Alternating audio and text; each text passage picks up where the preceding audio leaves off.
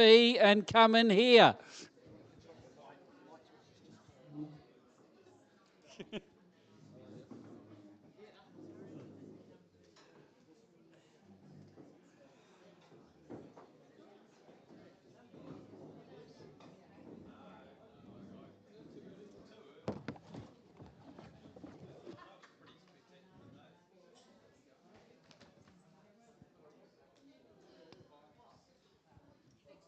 Still plenty of seats.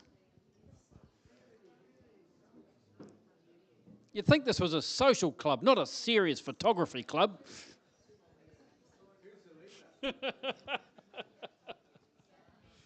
Okay, we're going to get on with the serious photography while everybody mills and dithers out the back there. I'm going to start with just some notices. Firstly, Penny's got some work going and organised already, the mentoring system. So we're still looking for people who are interested in being mentored or people who are prepared to be mentored. Have a chat with Penny, and there's a info sheet up the back part. Okay, there we go. The second thing is the Photoshop workshops. A bit of a reminder from Janine that there are 1 or 2 slots left in the Photoshop workshop series later in the year. I'm not going to go over and advertise it too much, but go on the website. There's dates and details and all that sort of stuff there. So have a think about whether you're going to be available and lock yourself in that weekend before they do fill up, which, because I'm sure they will. We asked for a show of interest, and the number of hands up on the show of interest exceeded the spaces available. So if you still have of interest and you haven't put your name down, be quick. Diana also asked to remind everybody about the midwinter dinner we're having on the 23rd of June. That's 3 weeks away. July, sorry. Yeah, June's already done. Yeah, that's 3 weeks away. And what's the name of the restaurant? Nom Noms. So midwinter dinner is a really good way to go, and you can chat and be as informal as you like there, and nobody will boss you into coming and sit down. So, okay, couple more notices, essentially about things that are closing soon. Natural History print tonight. So if you haven't brought your Natural History print, you're probably too late. AVs are due next week. Or you can transfer it to John or talk to John about how you're going to get it to him or whatever you need to do. But that's going to the judge next week. And the week after that, print number 3 on the 16th is what's due. So a few things coming. From a PSNZ point of view, now it's open now. The National PJ competition is open at the moment, goes through to the 31st of July.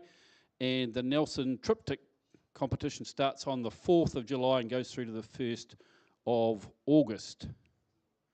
Okay, one more special prize for somebody who's interested. If anybody knows what this is, it's something to put your memory cards in. If you want a memory card bag, Diana said it was surplus to requirements with her, so if you've got a few memory cards that are sitting on your desk and you might lose, come and grab this quickly. It's sitting here for the first person to get afterwards. John.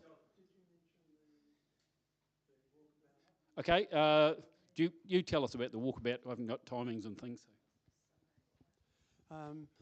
Yeah, on Sunday I'll be available to be with you if you want to do a walkabout. We'd start outside the art gallery and walk wherever people want us to walk, and I'm happy to sort of lean over people's shoulder if they want it to for advice on what they noticed and how they want to highlight it and so on. So I'll just be there to 9:30. Sorry.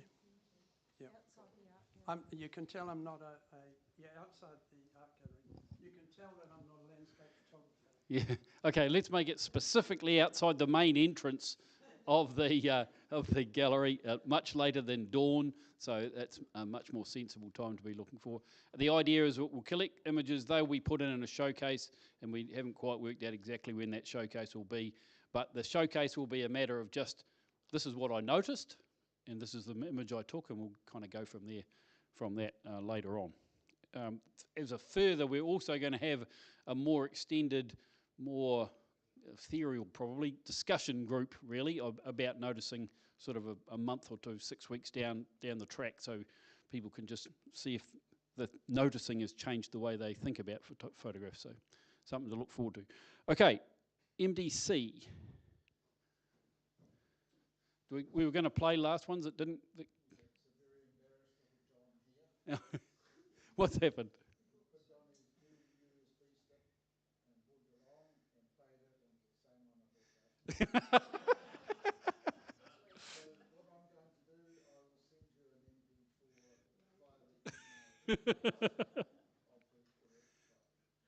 That's really pretty impressive. To do the same thing twice is super cool. Okay. Okay.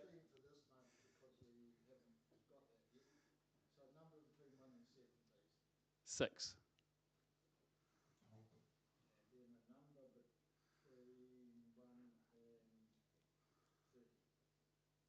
24.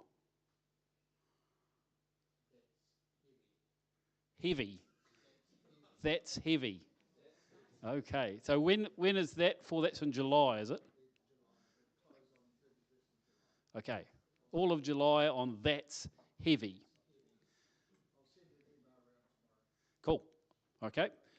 Righto. So moving on then, I get this opportunity to introduce Phil. There's probably a few newer members haven't met Phil very often. He hasn't been to club as much as I'd like him to come to club, but we'll talk about that in a second. But one of the interesting things about Phil Schroeder is his CPS number is 122. And if you think that we're up to about 1,400 now, 122 goes back a year or two. It's earlier than Ron Willems, who was 450. Yeah, I don't know how that happened. It's certainly not the truth of the matter. Oh, well, we'll take it anyway. We'll take it anyway. But anyway, that's what it is. For those of you who haven't been on a Laurie Thomas Winter School, that's the place you're going to meet Phil. I don't think he's missed very many, and has been the MC on most of them, and has been an integral part of the Laurie Thomas Winter School right from its conception. Phil was part of the steering committee that kind of organised what was going to happen with the Laurie Thomas Fund and how that would work and how that's working with the winter school. And it's something that, regardless of how busy he's been with the rest of his life, which has clearly been busy, Phil's been at pretty much most of them. And so that's kind of a cool, and so he'll be here again. So you'll see him again and talk to him again, go along to the Laurie Thomas Winter School. So we're going to get a history of slide making here, or landscape image making here. It goes back to slides, perhaps. I don't know. Are we going to see some of the originals? No. No. But they are there, and they're really good. So, but the other side of Dr. Phil Schroeder is that he's a busy medical professional, kind of runs the Rolleston Central Health Community Clinic. But I clicked online to kind of see what I could see, just because I couldn't remember what the name of the clinic was to start off with. But what jumped out was this headline in the Doctor's News that says, "Veteran Christchurch GP moves away from frontline care." It was all about Phil. And I read that and I thought, he's only working 2 days a week. He's going to be here all the time now. Apparently not. I don't think you can move away as easily as that. But we're looking forward to you getting down to 1 day a week so you can be at CPS every time. I'll leave you to it. Phil Schroeder, everybody. Thanks for that. Right, well, let me just dispel a few myths. I haven't been around before Ron Willems.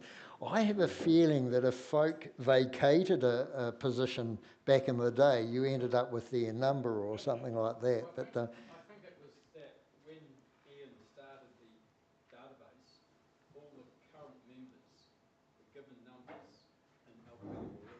You understand what? Because you're a W and he's, well, Ron's a W and you're an S. So right. It still doesn't make much sense. No, we won't pick that one to bits too much tonight. But hey, thanks for the introduction, Ian. Appreciate that, and thanks to John for some very stimulating discussion there. It was really good.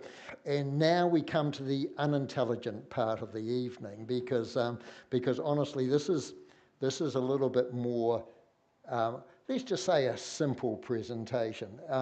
Diana has asked me to present this a few months ago, and she knows that normally about once or twice, every 2 years or so, I do a little landscape thing, and it's been evolving over the course of time.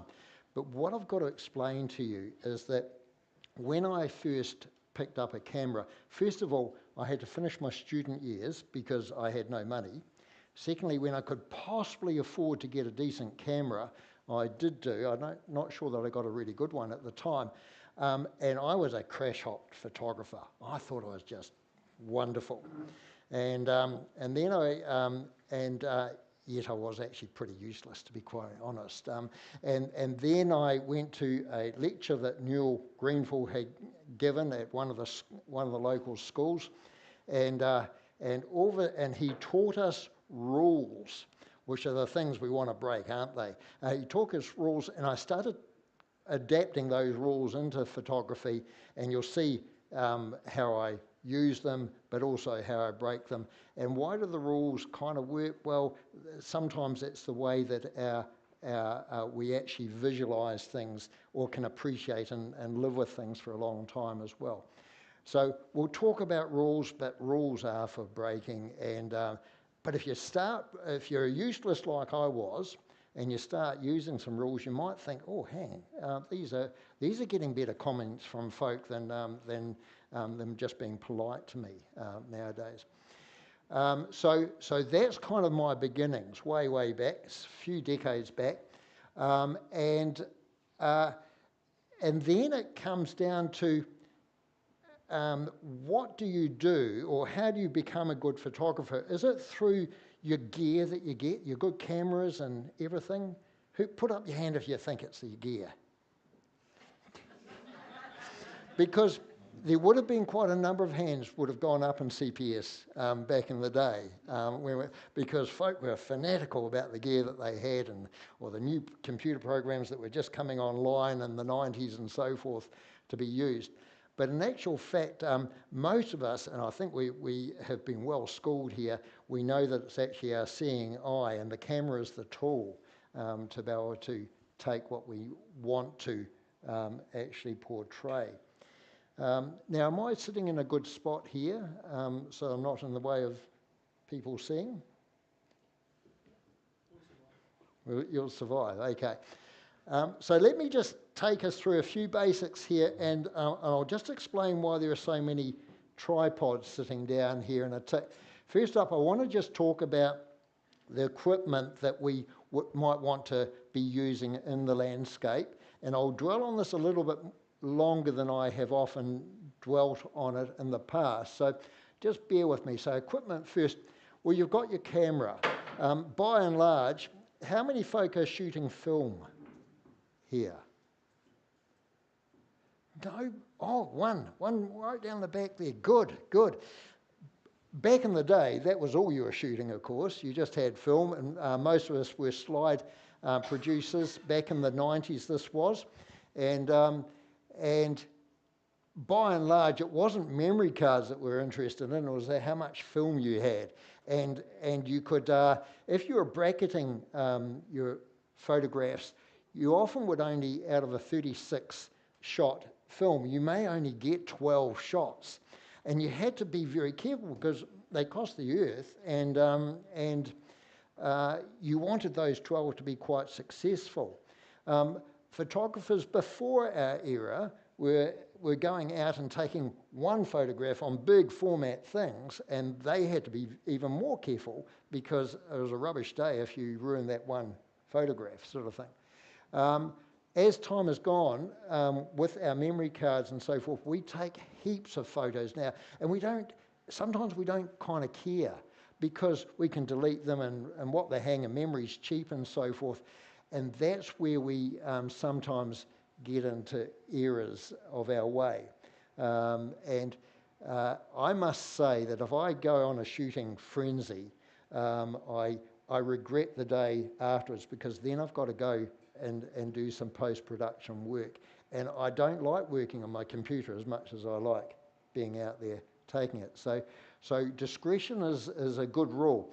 Anyway, our cameras are, I think we know what cameras are all about. Polarising filters. So polarizer is quite helpful in the landscape. It doesn't have to be used by any means. In fact, I'd only use it half the time that I'm photographing nowadays. But it darkens up your blue skies, and it gives better rendition or contrast to your clouds and so forth. And it takes away reflections if you're taking water shots and so forth, so you can actually see into the water rather than just a reflection, if that's what you're after at the time. It also acts as a neutral density filter because it actually slows down the shutter speed that you're going to be taking the photograph at. As soon as you put filters on your camera, then you are effectively cutting down some of the light source getting into the camera, and a polarizer is one of those. But you can also do that if you really want slow shutter speeds. You can use neutral density filters. I'm not going to run into that too much. The next thing is tripods or monopods. Now, you can freehold your camera and take photographs. Quite often I want to take the same photograph several times, and I want exactly the same thing to be in frame, in which case a tripod is really quite good. This is the lightest of my tripods that I've got at the moment. But I was having a good clean out over the last week or two, and these ones are surplus, just like Diana's memory card holder there. These are surplus to need. So anybody who feels that they would like a new tripod, there's 3 tripods there and 2 monopods of various distinction sort of thing. Anyway, but don't dare take my Gitzo, or I'll be really upset with you. And if you do, please remove the camera first and leave that there. So tripods, because they have to be fairly firm. They've got to be portable though. For most of the places we're going out on the landscape, there's a limit to how much gear we can lug around. This is the most portable one, but it's not, and it's relatively stable. But you can go more stable than this, and I often will be shooting on a heavier version of one of these. But we don't always, the trouble with tripods and everything is they're fiddly. They can take a bit of time to, it's a bit like getting to know your camera. You've got to get to know all your gear to be able to use it quickly. And one of the things I really enjoy is monopods. And sometimes the gear that you, or the cameras you're taking, there are compact cameras out there that are actually doing equal to my larger format cameras as well. So this is a Sony RX100. They are jolly difficult to come by, to be quite honest. They're not always in stock in the photographic stores, although that often goes for a lot of our brands nowadays. It's an RX100, and there are several different versions of this. 24 to 200 zoom lens on it. The only thing that it doesn't, and it's got a 1-inch sensor, so that's its saving grace. It's actually got a big sensor for a compact camera, and I'll show you what that can do in some of the photographs we'll see. How many good photos do I get on this compared to my other cameras, my larger mirrorless cameras?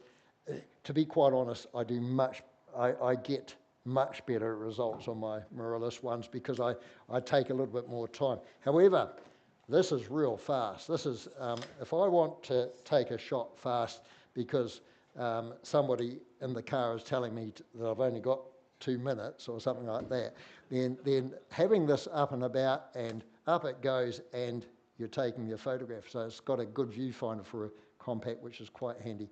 And as soon as that goes up, you're in business, which is quite good. And it will take RAW and everything else as well, which is good if you want to. So that's handy. It's jolly handy, and it's very, very portable. So think in terms, now I can, with that, I can actually bracket a little bit if I want to do that and get the same thing in frame by and large with that as well. What have I done? I've taken you places that I didn't mean to. Right, and then memory cards. Yes, well, that goes without saying. You know, the smallest memory cards you get nowadays might be a 32 gig or a 64 gig or anything. Boy, that's for me, that's more than I could ever take in a weekend or anything. You know, they're actually huge when you think about it. And sometimes we take for granted just how much we've got at our fingertips. But you always want to be backing them up and making sure that you've not only got one copy, or else you might be disappointed. Rightio, that's enough about equipment. Anybody want to ask any questions about equipment at all? No? Good, let's move on. This is, there is another type of camera. Oh, yeah, okay. There is another type of camera that we have available on us all the time, and that's usually sitting in our pocket. And this is one that has been taken on the good old cell phone.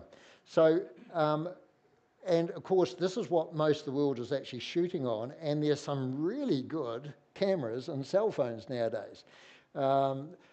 This is a bit garish, to be quite honest. 1-inch sensor and a full frame mirrorless. So you do get quality, or more quality and better resolution with the better gear, but not that you'd necessarily know quite often, sort of thing. Right.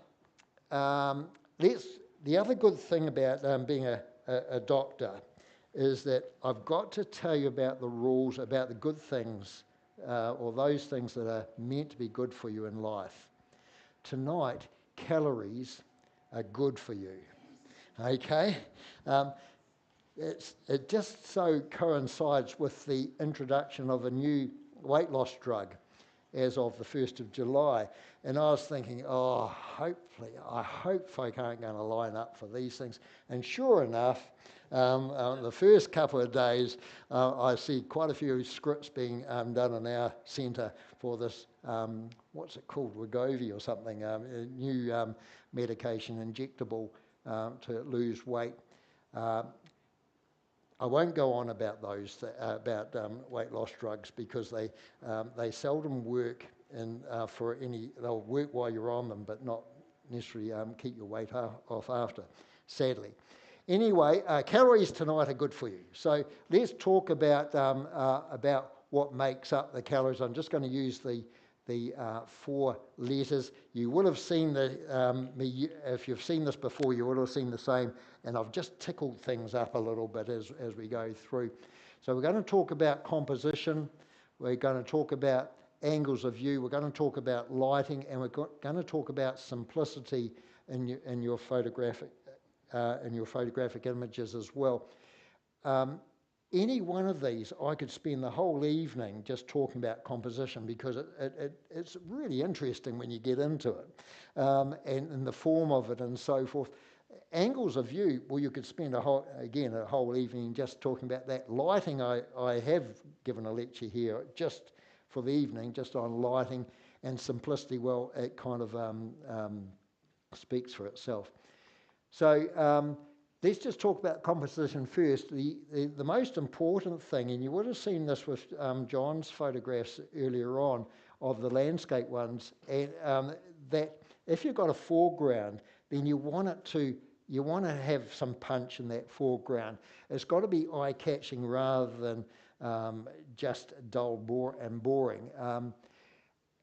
Main elements on the thirds, well, yes. If you're not all that familiar with photography, if you do those rules, you'll start appreciating things a little bit more. And then, as I say, you can break those rules as much as you like thereafter, but you might find that you are starting to take some better ones with the rules, and then as you get more experience, you say, right, blow that.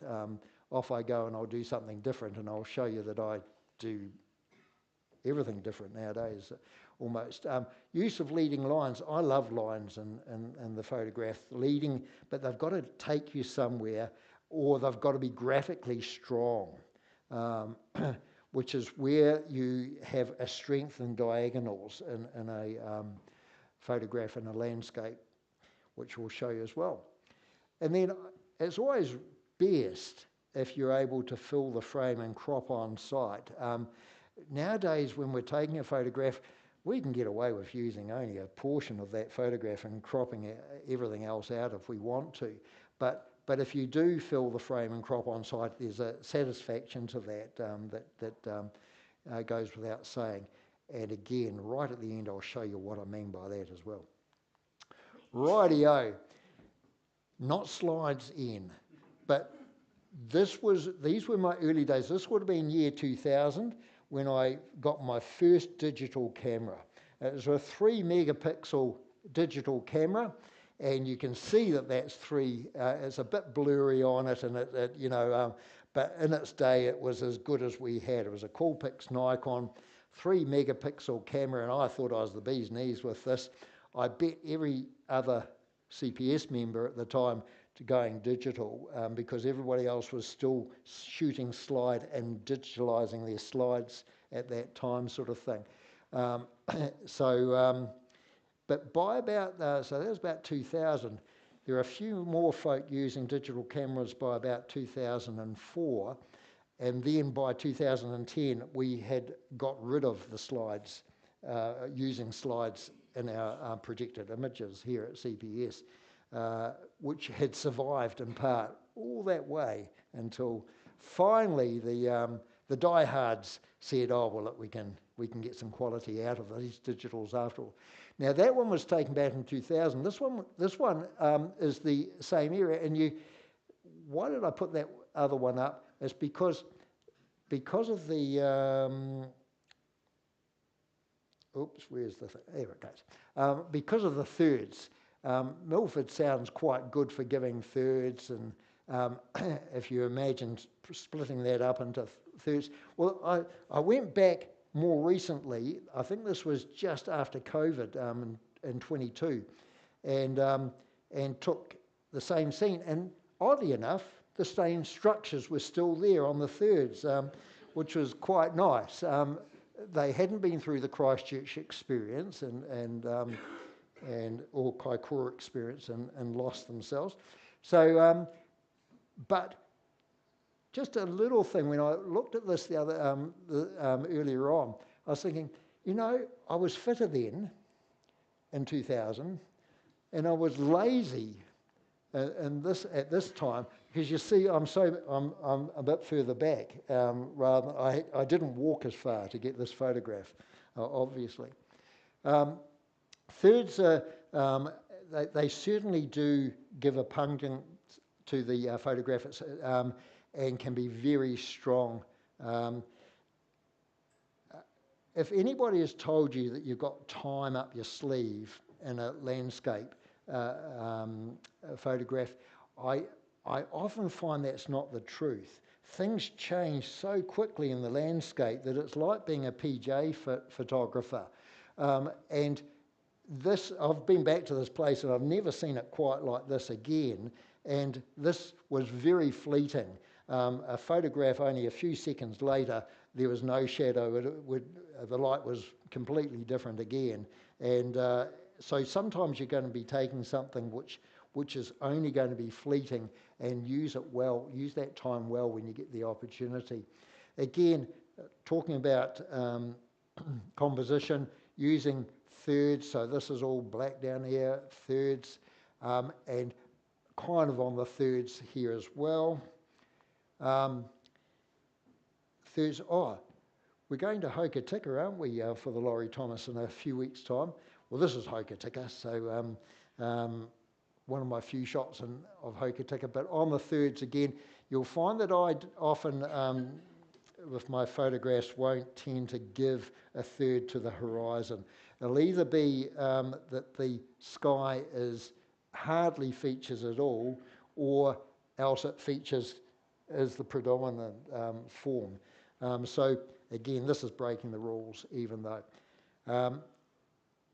Down the Catlins, on the thirds here, and if you look through this, my mind might not have been telling me this at the time, that I needed to put these other things on the thirds, but when you're composing it in the camera, you're often actually starting to obey rules because actually that's what looks good at the time. Thirds with this one, with the where the actual rock is placed there, and then you've got all those patterns going on there, which could be confusing. I think it works. Thirds are back in the Catlins again, and with the trees on those areas, and a thirds going across here. So that's the thirds, and then we start looking at the likes of Kaikoura here, and how we can actually use the foreground to take you into the background, and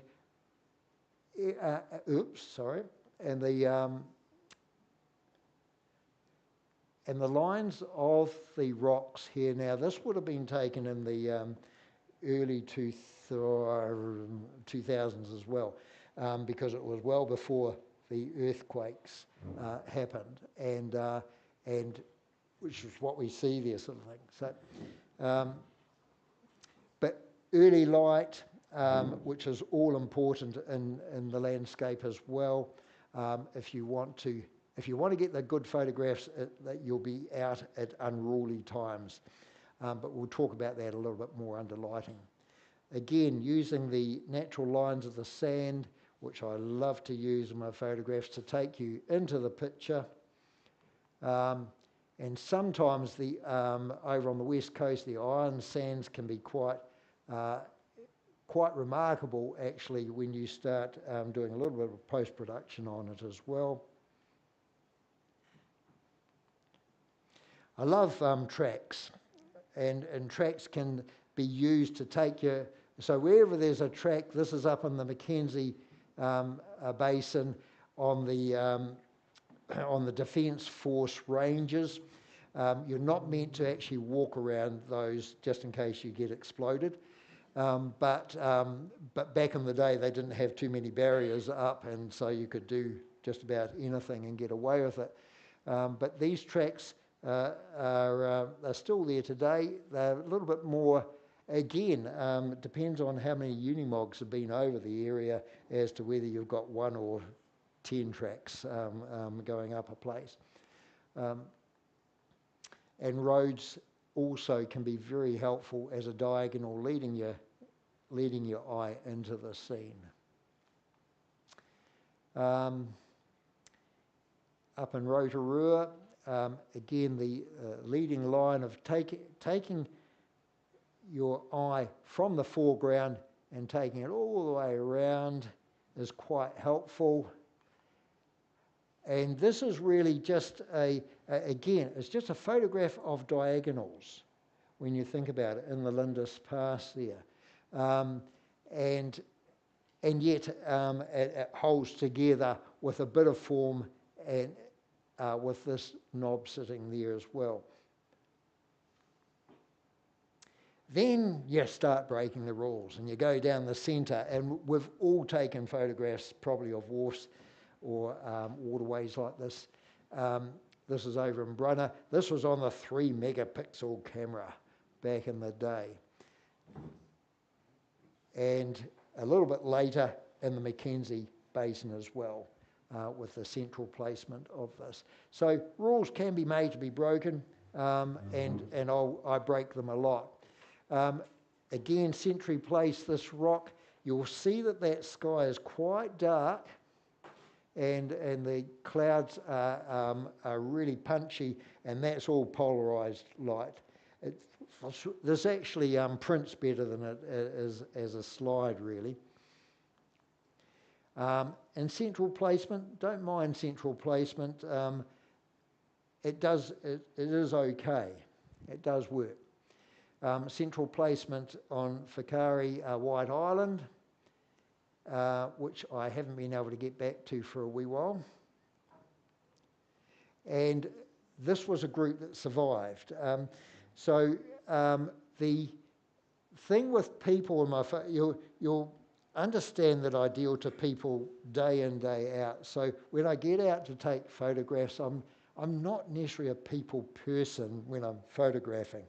However, people do give a scale to what you're seeing and so forth as well. So that can actually be helpful on occasions.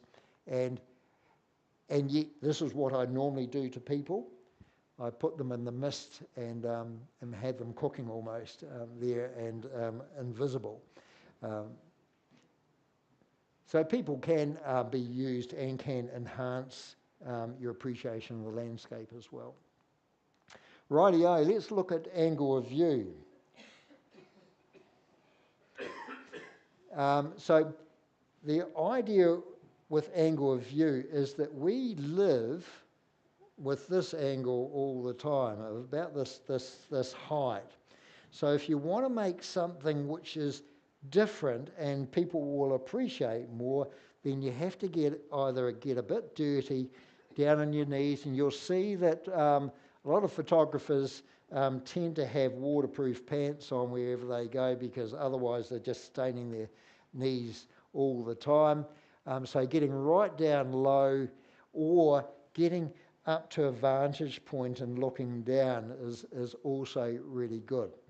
And a bit of a derivation, but getting right down low in these grasses to be taking this one, which was on a Laurie Thomas weekend up at Pudding Hill, I think we were at that time.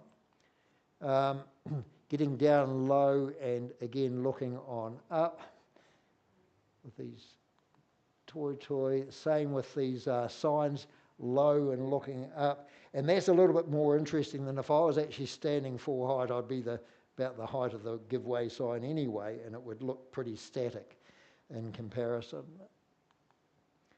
Again, low and looking up into that sky. And of course, most of us will have tried this too when you get into the forest, looking straight on up. This is in Hamner, and not sure if that was a Laurie Thomas weekend or not. Could have been. This certainly was on a Laurie Thomas weekend in Hamner again. The thing with your photographs is what you photograph one day may change another day. And sometimes the changes, they can be quite subtle. But if you're not there and you're not going back there, then you're not going to see it. And I'll go on a little bit more about that in a tick. But it's just worth thinking about that if you want good landscapes, you may not get them on the day that you're there. You might have to plan to get those landscapes with the right lighting and texture, timing and everything that you would like on them. This is up at Castle Hill, just vantage looking down.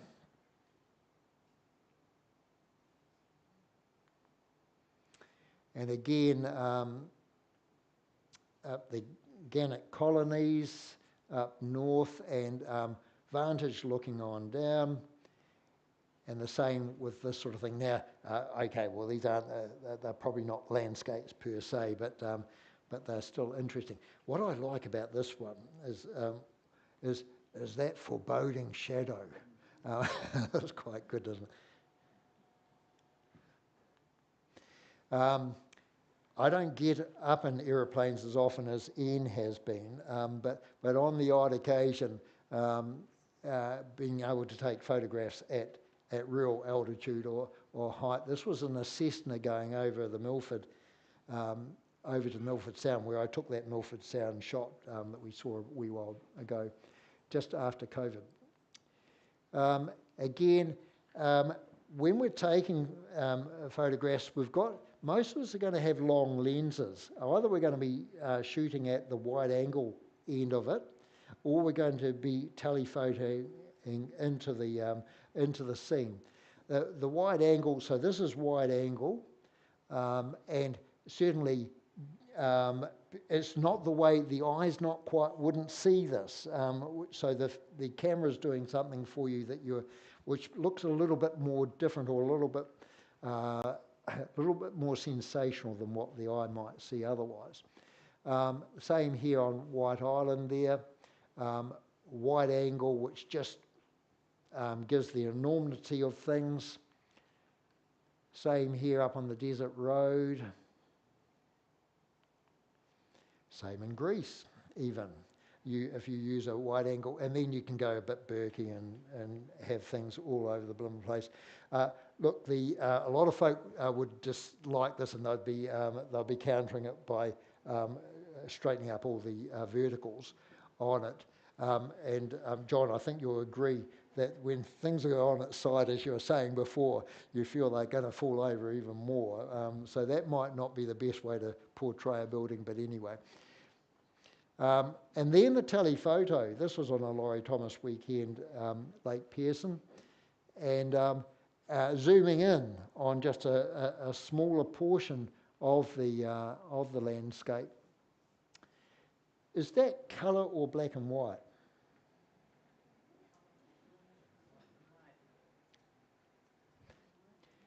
It's very monochromatic, isn't it? But it is actually coloured, because I didn't appreciate black and white back then. I do now.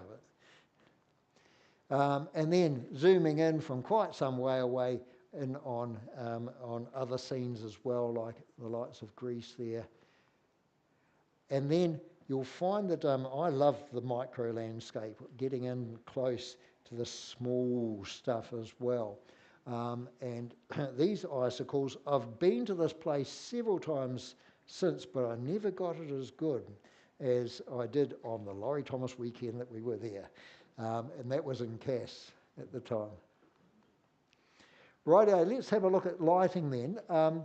Look, you can take photographs in any lighting condition and get out there and use it. But there are certain lighting conditions that you really want for certain subject material. So by and large, if you're out in the landscape and you're taking the general landscape, you probably want low light, as much light as you can have. Low light, dawn, dusk is best. We often say 2 hours. There's time before the light comes up, before the sun comes up, and then there's probably the 2 hours afterwards, and then the same goes for the other end, 2 hours before sunset and beyond sunset as well. And that will enhance the texture of the landscape with the shadows and so forth that we most appreciate. Whereas if you take something midday, you don't get the shadows and it just looks pretty bland. Now, I've got to say that right now, if you go out any time of the day, because the sun is so low in the sky, you'll probably be okay. You're getting shadows and textures right through the day, which you won't do when you're in the middle of summer. So, yes, you don't have to be put off by the timing so much at this time of the year. DFO days, dull, flat and horrible days, they're best for the bush because we don't want bright light in the bush by and large, and I'll show you what I mean by that in a tick. You can get some very contrasty, wonderful photographs in the bush. I've just never been able to be too successful in doing that, unfortunately. So this is actually before the sun comes up, around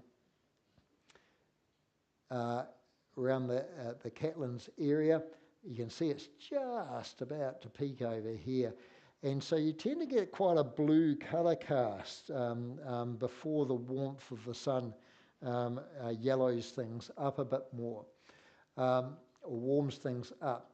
Once the sun is up, then if it's low light, then you're getting that contrasty stuff. This is something that later in the day you wouldn't notice these ridges. They're there to be had when the sun is low, but not at a later time, quite probably. And in Kaikoura there, with a telephoto lens, the lighting is all important in this sort of scene, and the low light.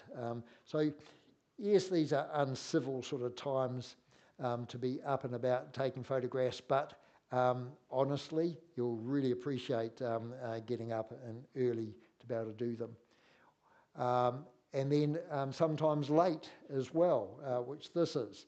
So getting later, within about, this looks like you've got a lot of light and a lot of day to come, but probably within 10 minutes of taking this photograph, the sun was gone on this scene. So you've got to be mindful of when the light is going to be there. There we go. There's multiple tracks this time. The Unimogs have been having a lot of fun on this one. But again, pretty sure this is late at night or later at night, and the texture that you get in that scene exists only because of the low light. Sunrises are something which we deem to be pretty kitsch in landscapes, and yet you see a lot of them. But if you are, and don't be afraid of taking a sunrise, but if you are taking a sunrise, it's got to be something a little bit special to make it. And with this one, there's a little bit of texture in the sands here and so forth to make that work.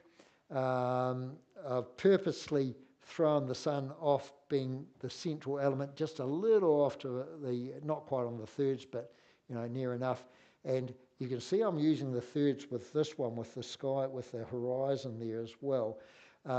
If you split this in half, if you remove some of that foreground there, it would not, you'd feel a bit ill with this photograph. It just wouldn't suit. It wouldn't look quite right or quite balanced for not having that the separation and the thirds this time.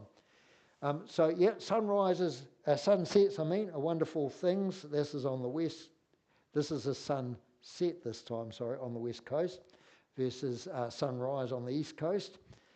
And yet, if you turn around just 90 degrees to taking the sun there, then this is the sort of light you're getting on the landscape there. So, you could actually lose the opportunity to take some wonderful photographs if you're just pointing at that sun, because that's what everybody is kind of going for. In the bush, you don't want a lot of light, because light adds contrast, and with contrast, it just washes things out. So the camera can't deal as well with contrast as the human eye can, and so we've got to be mindful of that in the bush, and be careful. This was taken on one of our earliest Laurie Thomas weekends over in Akaroa at the time, and yes, the leaf was there. I did not introduce it. I took it away actually, and the photograph that survived, after almost getting drenched in the effort, the photograph that survived was the earlier one with the leaf in it. And again, dull, flat and horrible days when you're on the west coast, that's kind of what you want, and you'll get it for the most part too, which is wonderful. So in Hoki, we'll get good, well, we might get sunny days as well, but they're not quite as frequent as the dull, flat and horrible days. And that can be really quite... Now, our digital cameras can give contrast that we wouldn't get if we're seeing this with the naked eye, to be quite honest.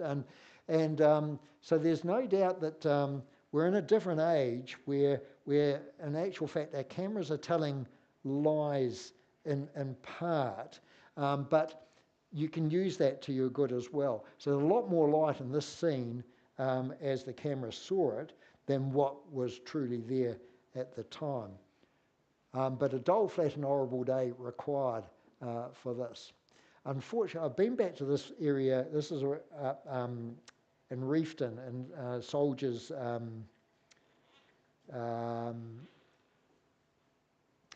is it Soldier Street or something? Anyway, and this had all been gold mined and so forth and wrecked, and these are the saplings coming back away. Now they're huge trees again, and I haven't been able to replicate this ever since, because this is a relatively low resolution shot, and I haven't been able to get it on a better camera since then. Then we get into the stormy sort of days, the days where you think, okay, is this going to be good? And you get fleeting situations where storms are arising, but you'll just get a little bit of break in the sun, and onto the foliage it goes, and it can actually make your foreground sing, sort of thing. So you've just got to have a mind to be out there and take advantage of sometimes what you're going to be seeing as a result. So some of the most spectacular photographs you can take are fleeting. The sun comes and the sun goes in these situations, and you don't get a lot of time with it. So you've got to use it well for what it is. This was taken on Laurie Thomas weekend as well. And this is to illustrate what happens when you're pointing your camera into the sun. Which is actually really quite difficult, because you know that you get lens flare, which used to be hexagonal and can be any shape in our pictures nowadays. But to not have lens flare, you've actually got to be very careful about shading your lens from the sun in these situations. And shooting into the sun in Kaikoura on a Laurie Thomas weekend. I think this was the same time taken as well. About the same weekend, I suspect. Honestly, this is it's very red. I left it red because it quite appealed to me that way. Doesn't appeal to me so much right now. Simplicity. With our photography, the thing with it is when we're seeing a landscape scene, we're seeing an entire thing entire landscape in front of us, and the temptation is we want to capture that entire landscape because this is pressing our buttons and doing good things for us. When in actual fact, it's really probably quite important to isolate out the factors that you really want in that landscape and get rid of everything else. Now, you can do that by using telephoto lenses that we were talking about before, or you can actually do it by moving and making sure you get where you want to be to make sure you get rid of any distractions in the landscape as well. So simplicity for me is probably one of the biggest points in terms of a successful photograph or not. And it's not how much you can put into the photograph, but how little you can put in the photograph. Now, if you know Kaikoura, this again was pre-quake. If you know Kaikoura, there's lots and lots of these sorts of rocks and so forth. There's a lot of busyness. But if you can isolate just a little bit of it and have a slow shutter speed, so this would have been a second or two slow shutter speed to be able to take that as it was before the sun's actually come up as well, hence the pinkness of it. And then with simplicity, sometimes it creates dilemmas for you, and some of you would have seen this before. And which do you think ended up on the wall in my gallery, which is the medical centre? This one or this one? Yes. So why did I do this one? I don't know. That's the one that ended up there. Either or are okay. But you see that there's actually, if you really want to go simple, there's more simplicity in the second. And the same goes for the next one, which is similar again.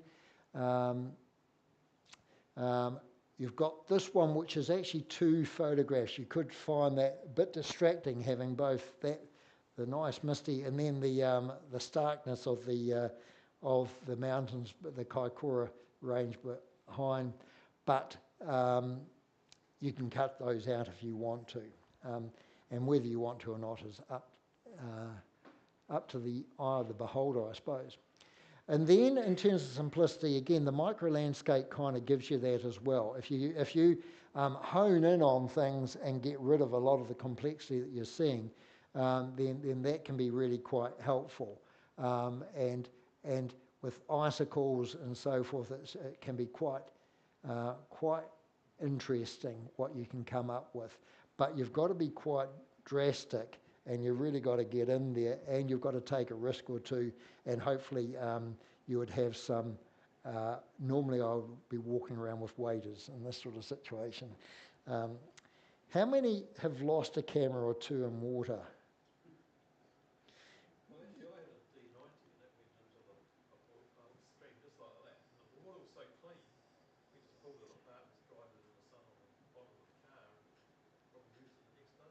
Well, my insurance company knows me for the odd wet camera because I haven't had the confidence that it will all work at the end of the day.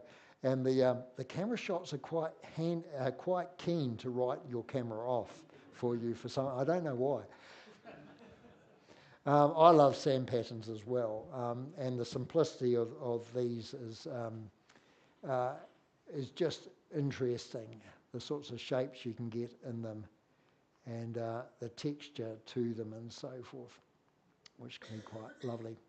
These were all taken on a compact camera back in the day too. So, again, you don't have to have your best gear. Sometimes because you're there and more likely to have a smaller camera on your person, just use it. And this is up north of South Island in Whaariki Beach. I'll talk about that a little bit more later on. Simplicity, there's not too much to this. This isn't a landscape, but keeping things as simple as you can, cropping them well, and you can make a successful image out of a lot of clutter. And there are lots and lots of boats here. This is Akarai, and I don't know that this was a Laurie Thomas weekend, this one. And again, you don't necessarily need a lot in your photograph to still keep your interest and make you wonder about it. And having the human element of that. If you took that boat away, that's a fairly so-so shot, I would think. And again, in the Mackenzie area there on Lake Alexandrina. Now, again, often when you're taking photographs, they're going to be historic. You may never be able to go back and take the same photograph again. If you go to Lake Alexandrina now, there are just boats and boats and boats. You don't have this sort of thing to be able to take. And the same with the little jetties that go out. They're very different than what they were at a different age. So just we don't often appreciate sometimes that we are actually taking things a moment in time that moment will be lost if we don't take them necessarily at that time. And just the simplicity sometimes of what you'll get in frost and so forth with the monochromatic type of look, which can be quite interesting. And again, this was taken on a Laurie Thomas weekend just at the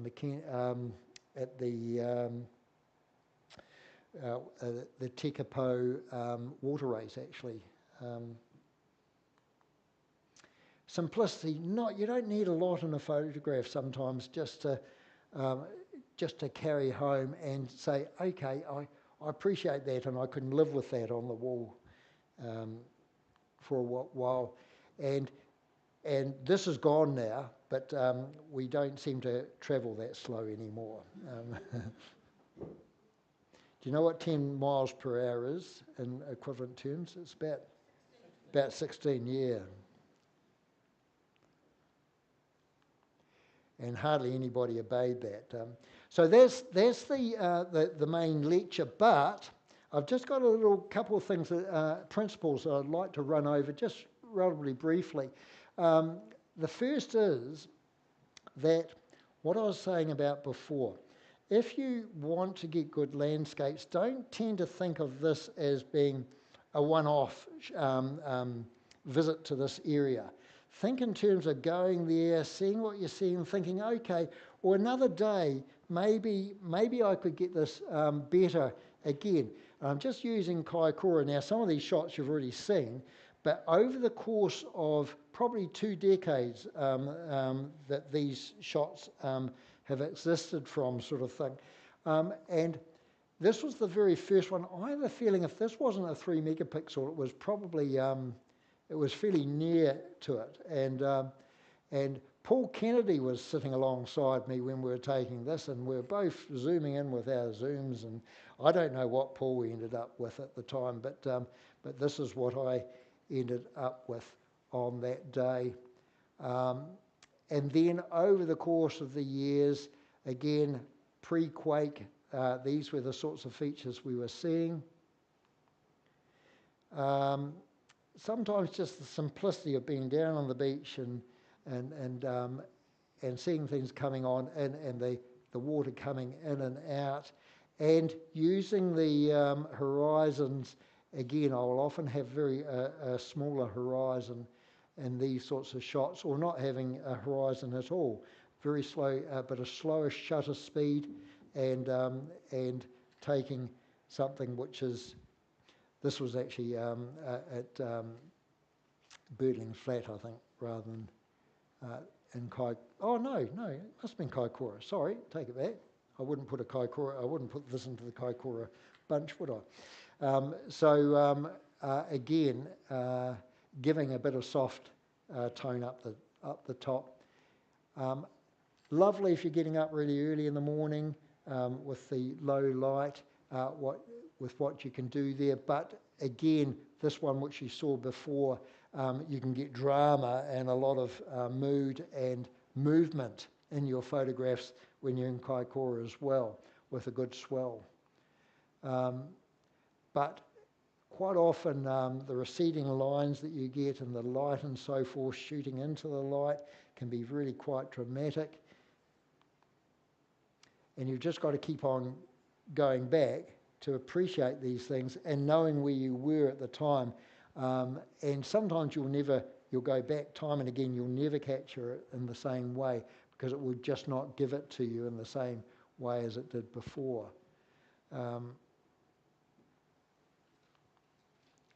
So Kaikoura, and we've seen these ones as well. And then the rocks, of course, this is where things have changed quite dramatically over the course of the last, just trying to think. I was having some surgery at the time that the Kaikoura earthquake happened. Not actually, I was just 2 days or so post-surgery, and it developed an emergency response that I was meant to be leading. So I had to limp into our command centre to start helping with this from Christchurch initially, and then into Kaikoura later in the piece.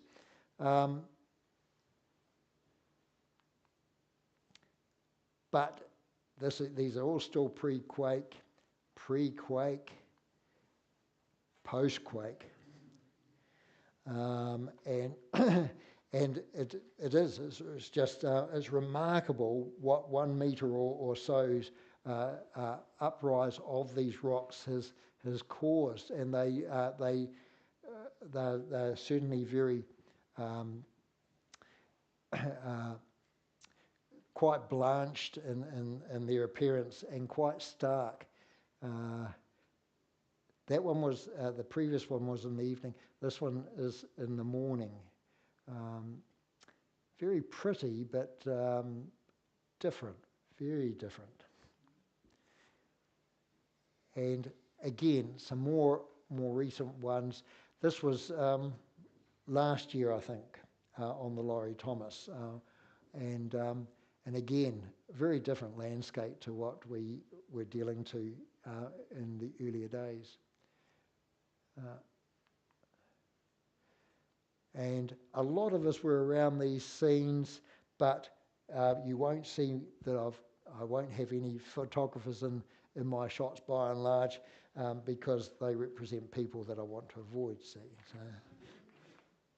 Rightio, let's have a look at one last thing, which is Whaariki Beach. I showed you a picture, a couple of pictures earlier on from there.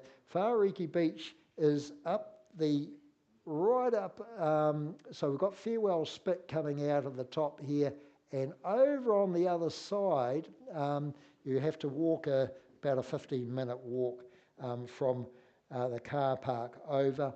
And avoid any seals if you come across them.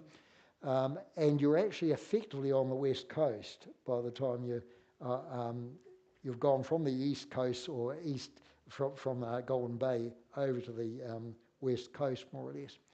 And it has this sort of these sorts of rock formations that everybody is interested. These 4 archway islands that folk are interested in. On the day that I went here, which was only in March of this year, there's a trek. I found this really fascinating. There was a trek of people that came on over. Now, when I was taking these photographs back in the day, it was just me on the beach, and it was lovely and peaceful, and just the way I appreciate things at the time. So just me and nobody putting footprints in my photographs and things like that. However, on the day that I went over with my daughter and her partner to have a look at this just recently, there were about 100 people were flocking to the sunset there. So it's a new sunset mecca of a place to go, is Whaariki Beach, so I found. And I thought, blow. This is going to ruin anything I want to do here. So I said, right, well, let's look at the micro landscape here. And this is what I came up with.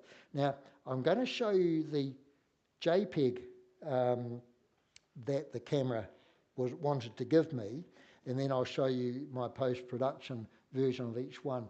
So, oops. So that's the JPEG of this one. And quite often when I go into a scene, you start working the scene, and you often find sometimes your very best photographs are the very first ones you take, but quite often you gradually just get better and better as you get zanier and a bit bolder and take a few more risks and so forth with things. So this was the first one. That's the JPEG, and that's the cropped post-production one. That's the JPEG of this one, and that's the post-production JPEG, post-production. And I know that with sand and sand patterns, you don't need a lot of light to be able to still get, to be able to make things happen in the photograph. Now, one thing you might be, you'll start observing, I'll just go back one, you'll see how this is quite grey. The sun's not on this, so I'm relying on just the natural light that is, the sun hadn't gone down by this stage, it just wasn't on the scene. But you'll see that the colour of the JPEGs is starting to change quite a bit. Than the post-production. The JPEG and the post-production. And see with post-production, annoying little things like those bits have disappeared.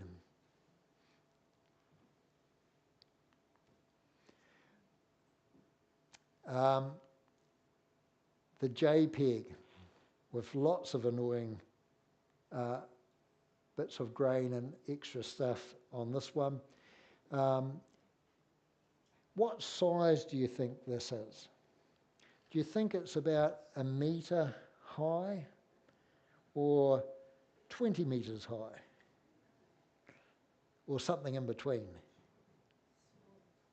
You'd think it was small, it's actually huge. It's actually quite a bit big of, the other ones were small in contrast. You have no idea, do you, of scale And can you live with that? I can. It's just interesting. Anyway, post-production, just a little bit more interesting with the... that's all there. However, you notice that this is starting to get really blue. It's starting to get quite cold because the sun has now gone from this beach scene. And we haven't seen one of those 100 people yet, have we, in it? And the same here, a few annoying bits and bobs here, and so post-production. And I think the very last one, is this one now. Somebody has been here, but it was probably a day or two back, and it just introduced some interest into the scene. So, two principles in ending is that one, go back to the place. Don't ever think that you're done with the place. In fact, most really good photographers, landscape photographers, will revisit a place or determine that one place or one area is all they'll need to photograph in their lifetime if they take it in different moods and different lighting and everything else. And the other one is that when you get to a place, even if there's obstacles and, dare I say it, people, you can actually still work the scene and still make good on it regardless. And it's and have a lot of fun doing it as well. So most of those photographs, so that would have been, I would have only had not even an hour to have taken that little series. But that'll do for tonight. So I think that'll hopefully whet your appetite, if you're not already.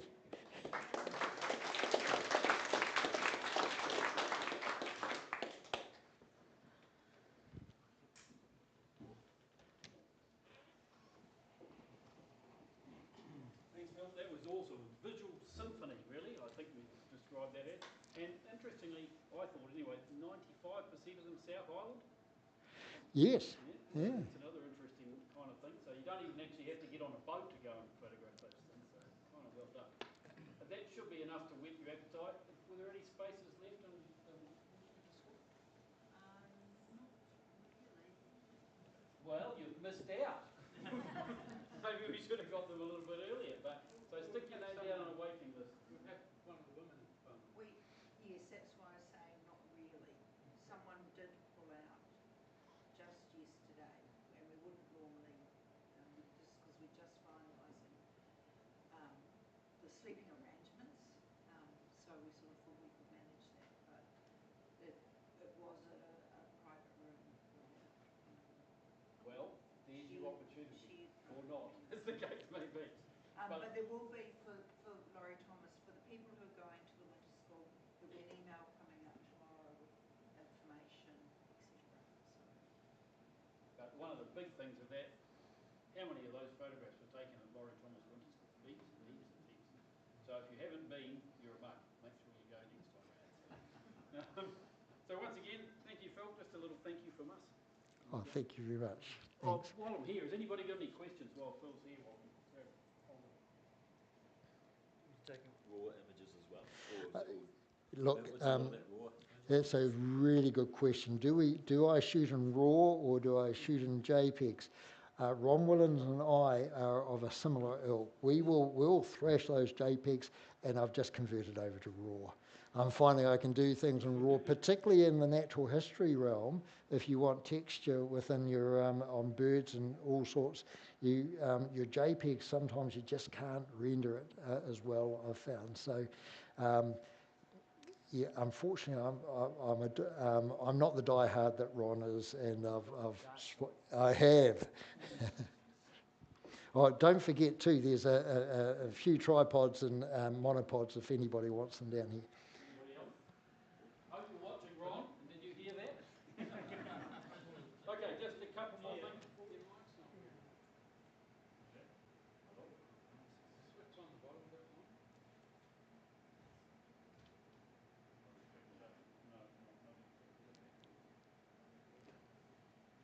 I'll just have to yell.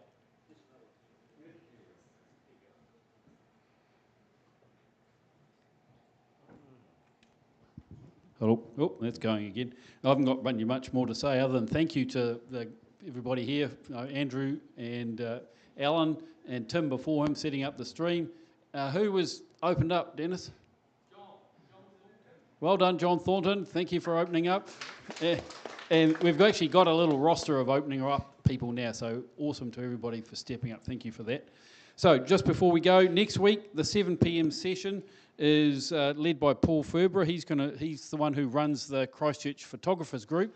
There's lots of CPS members who are on both. He's going to talk about how that group works and various things about sort of group photography things. So he's running the 7 o'clock session, and the 8 p.m. session is PI number 5, which is the PJ session. So thanks for coming tonight.